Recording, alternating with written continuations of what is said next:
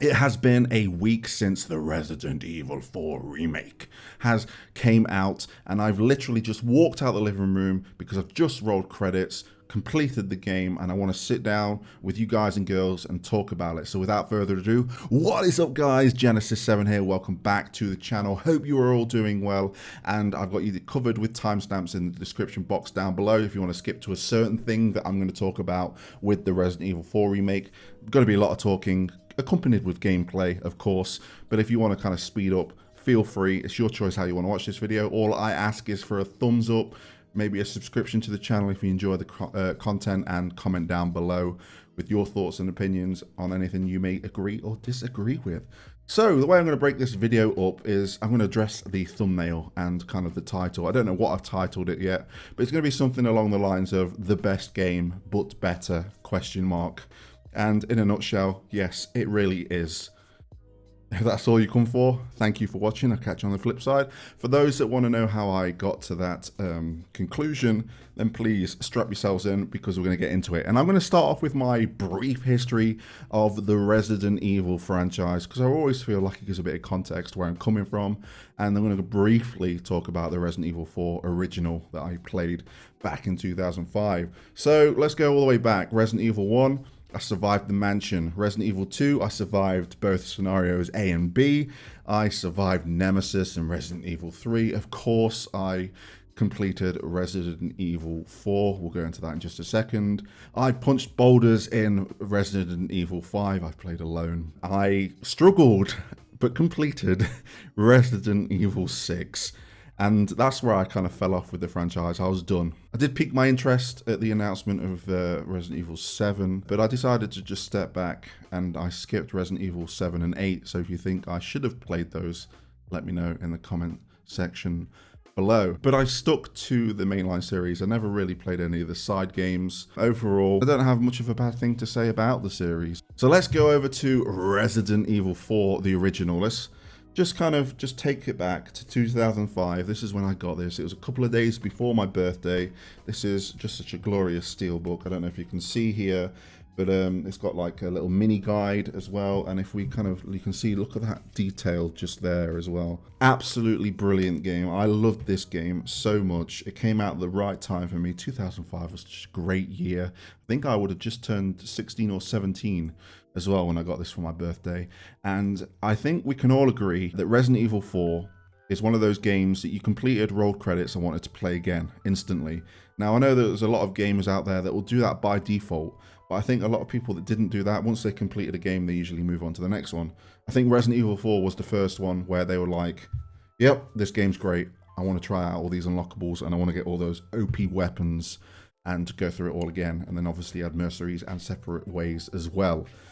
I was in that same boat. That's why I love this game. This is the definition of a replayable game. If you want a game with replay value, Resident Evil 4 is your GOAT. That being said, obviously I've gotten older. I've played games that really cheap out on like jump scares and stuff like that. So I kind of avoided horror games, and I was a bit skeptical of going into Resident Evil 4. Played the Resident Evil 2 remake because I loved Resident Evil 2. I skipped Resident Evil 3 remake because of what people said about it. Maybe I should dive into it. That's another thing for you guys to suggest in the comment section below. But I was like, do I really want to go back and play my most favorite game of all time in the remake in the state I am and have that judge like how I perceive the game? And I bit the bullet and I bought it. I don't know if you can see this. I don't know if it shows it very well. I've got that nice kind of lenticular case there. And that showed up all right on camera, actually, to be honest. And I've played it, and I've obviously rolled credits. So let's talk about that game. Obviously, I'm going to break this up into sections, so if you want to skip ahead, then feel free to do that. I guess the most important question for people is, what was your final grade? What did you get on your first playthrough? Well, I took my time, 18 hours, about 50 saves, and I got a grade B. I'm not aiming to get the best. I'm just aiming to have a good time. So judge me on my gameplay if you want to. You can see it in the background as I'm talking, but don't judge how much fun I had with the game. So let's talk about graphics first, because obviously we're going from the PlayStation 2 to the PlayStation 5. For me in particular, I know some people might say, well, the GameCube was the one I played. That's fine, that's fine. But I've played it on here on my 1080p monitor that I've got here, and I've played it on the 4K TV, and both just look fantastic. The amount of detail, the overall kind of like overhaul of the graphics really kind of added to the just nature of Resident Evil 4, because it's one of those games you're in a European village, and I think the graphical upgrade just really added to that. The immersive nature was great, and I haven't got a bad thing to say about the graphics.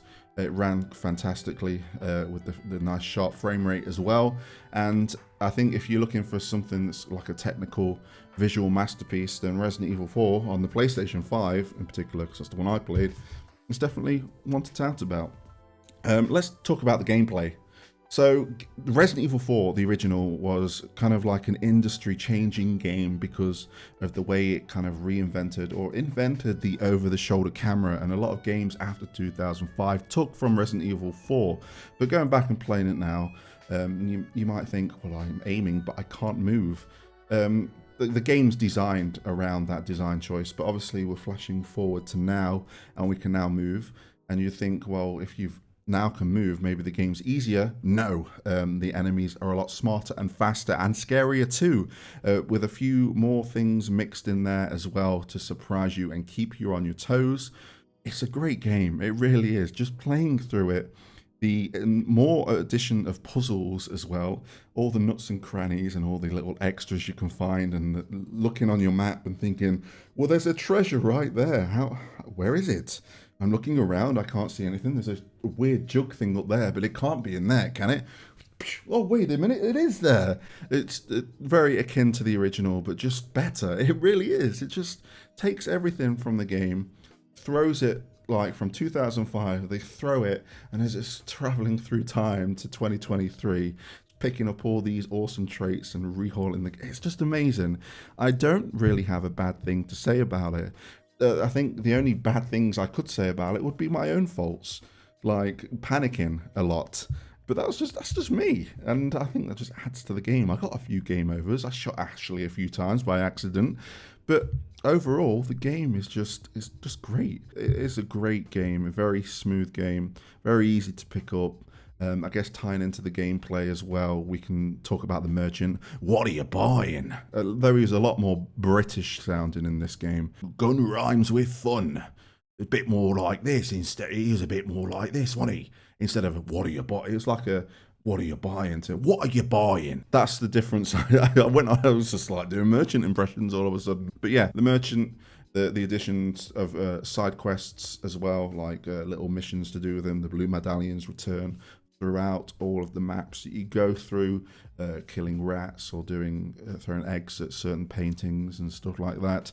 Really adds to the mix. Obviously, you got a new currency to trade in for more unique weapons, and then you can have that kind of conversation with yourself of like, I really like this handgun, but that handgun looks so much better. What do I do? I'm just going to sell this handgun and buy the better one. It's just crafted so well. And then you've got the shooting range on top of that. And the gameplay, you're just having a ball of the time. And, you know, to be fair, at times it wasn't as scary. I think when I got to a certain point in, without spoiling too much, or I'll just mention one word, the regenerators, that's probably about as scared as I got, because especially before you get that infrared scope.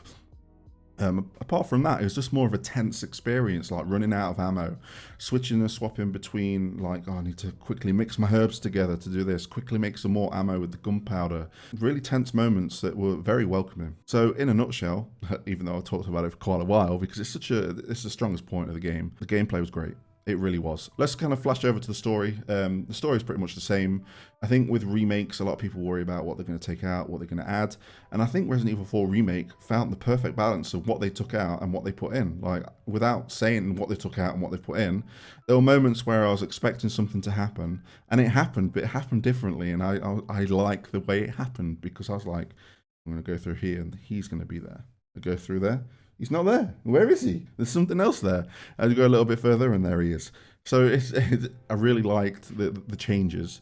They were very welcoming changes. I think you're going to find that I'm not going to say anything bad about the game, because it's just been an overall pleasure. It is the best game, but better.